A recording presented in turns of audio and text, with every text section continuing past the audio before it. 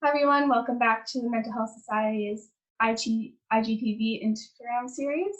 For those of you who don't know me, my name is Dana and I'm one of the executives with the MHS, and I also manage the social media. Joining us today, we have Ginger from the Ginger Henderson Counselling Services. Welcome, Ginger. Thank you. Thanks for having me. Yeah, thank you for coming up. So Ginger, can you please tell me a bit about yourself? So my name is Ginger Henderson, and I am the owner-operator of Ginger Henderson Counselling Services. As you said, we're located in the Royal Oak Plaza, and I've been a therapist for 7 years now, and really enjoy what it is that I do. And I can't wait to get back to seeing people face to face. But right now, this is sort of how we're doing things. Awesome, thank you. Can you tell me about your organization and team?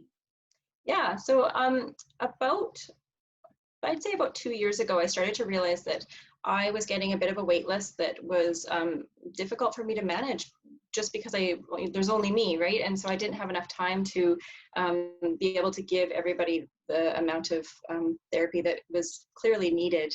And so I decided to open up my own office, and I've hand selected a team to come and work with me they're all just outstanding. They have diverse backgrounds and education and life experiences that makes it so that everybody coming in has a choice of a counselor now, which is great because now my wait list is a lot smaller. If I'm getting new clients sort of reaching out for therapy and I can't take them on because my caseload is too much, then I have 5 other fabulous counselors now that I can hand out those referrals to, and people are really enjoying it, because before I wouldn't really know where to send them, because in private practice you are alone most of the time, so you don't really know who else is out there in the world, right? You just sort of have to pick a name, and now I have this fabulous team. So and I'm sure at the end of this we can talk a little bit more about who they are and how to get a hold of them.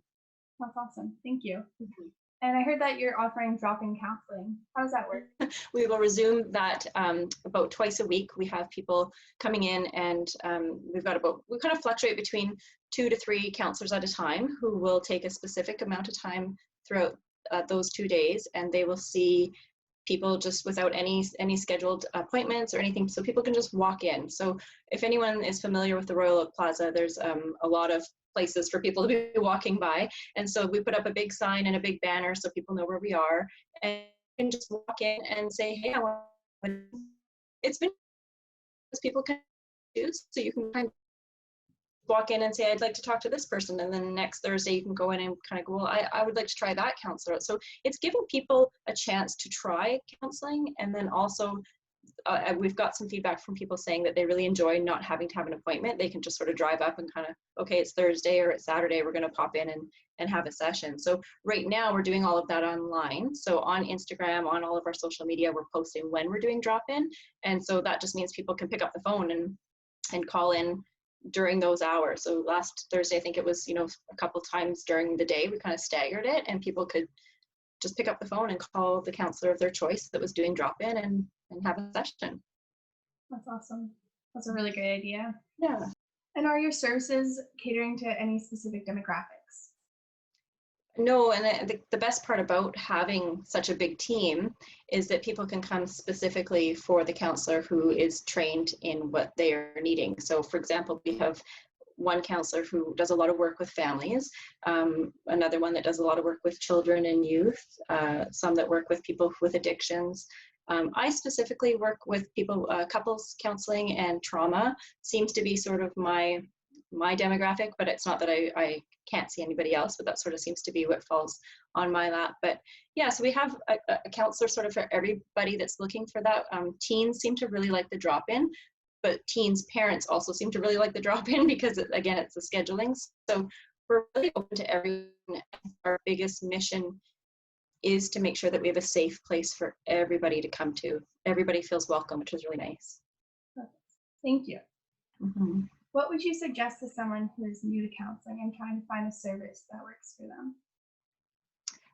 First of all, go on the website, on the counselor's social media website, that kind of stuff, to make sure that they can look them up and learn a little bit about them that way. Make a phone call or email, or even text, which is sort of new to us, but texting seems to be okay, just to reach out to say, can I have a consultation?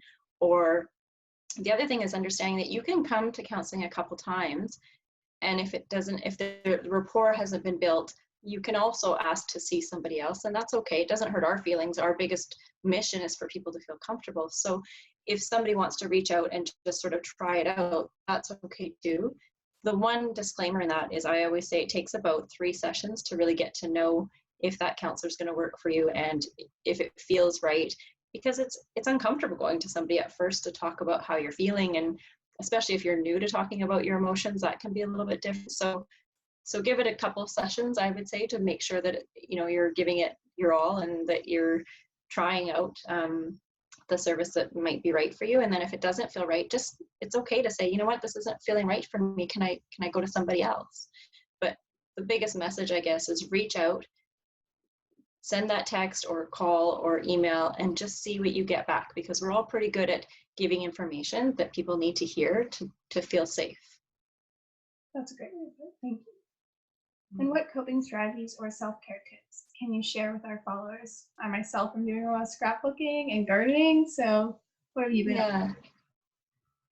Well, again, it's a very individual thing. So when I'm talking to my clients, it's based on what their needs are, what their experiences are that they're having, and then of course their interests and their abilities. So somebody that's really suffering from depression, I'm not going to tell them to go for a 10K run, right? And somebody that is suffering from social anxiety, I'm not going to go say, well, go meet somebody new or that kind of stuff. So I try to make sure that all of my coping strategies are based on the person that I'm speaking with.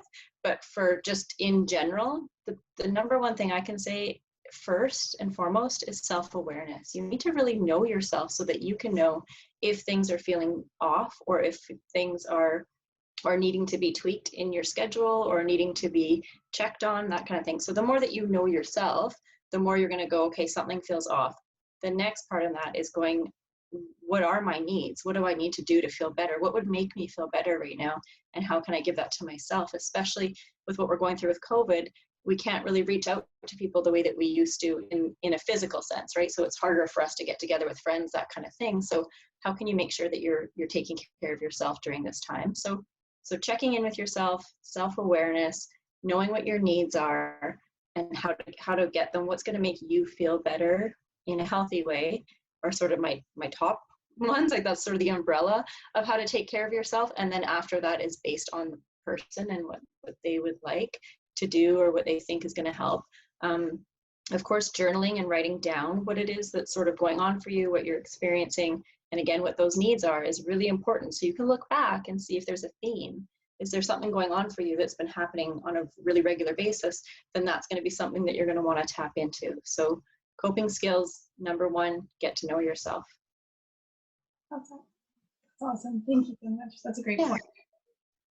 And finally, is there anything you would like to add to conclude this interview? I think then there's a few things regarding COVID and regarding this pandemic that we're sort of all feeling right now. I think it's really important to just keep mindful that this is going to pass, to try to focus on what you can control, not all of the what ifs that are surrounding us all. Reach out, try counseling, try talking to somebody, and just see how you feel before you've talked to somebody and then after you've talked to somebody. Does it make you feel heard? Does it make you feel like you've got a safe place to land? Then that's something you might want to continue. So yeah, hang in there, everybody. Like we're going to get through this, and I think we're turned a corner. And then the next thing's going to be, how do we get back to normal, and what does that look like, and how do we adjust to the new norm again? So really just keep an eye on each other. Yeah, exactly. Thank you. It's a very important point. Thank you so much. And thank you so much for joining us today. It's been a pleasure to speak with you and listen to all your knowledge that you have. Thank you. Yeah, anytime. And thank you for everyone watching and supporting the MHS. If you have any more questions for Ginger, you can reach out to her on her Instagram at gingertherapistyyj or leave us a comment below. Make sure you check out our next interview with Lauren from the Foundry. And thank you and goodbye.